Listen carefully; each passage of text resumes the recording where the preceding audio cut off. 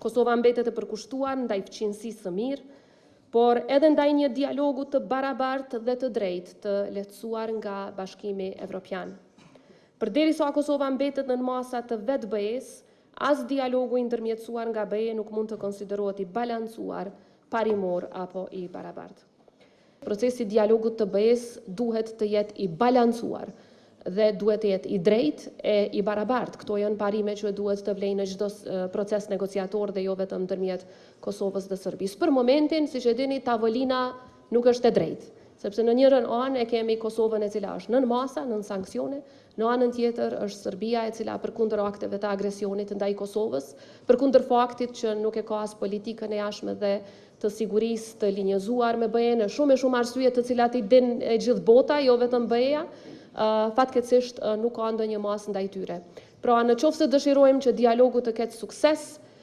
duhet të jetë një proces i balancuar dhe i barabartë, të trajtoj të dyja palët në mënyrë të barabartë, ndërkaq nga Kosova ju siguroj që mund të prisni konstruktivitet të plotë, bashkëpunim me ju dhe gjithnjë edhe kontribut vetëm për paqe dhe stabilitet. Heqja sa më parë dhe sa më shpejt e masave të padrejta të BE-s ndaj Kosovës, të cilat janë në fuqi nga qershori 2023 dhe ndikojnë shumë negativisht në jetën e qytetarëve tanë, është një urgjencë e domosdoshme për që shpresojmë në përkrahjen e Gjermanisë. Për më tepër shpresojmë që aplikacioni i Kosovës për antarësim Bashkimin Evropian të procedohet në Komisionin Evropian me qëllim që edhe vendi tonë t'i hapet rruga zyrtarisht drejt antarësimit final. Në të gjitha këto procese, besojmë se roli i Gjermanisë është vendimtar. Ne jemi 100% të harmonizuar me politikën e përbashkët të jashtme dhe të sigurisë së BE-s, dhe kjo shpresojmë që do të reflektohet edhe në trajtimin e drejtë të Kosovës. Ne pajtohemi plotësisht me qasjen e qeverisë së re gjermane, se rruga drejt Bashkimit Evropian duhet të jetë rrugë e bazuar në merita. Dhe meritat janë e tëra që ne kërkojmë të reflektohen në procesin përpara.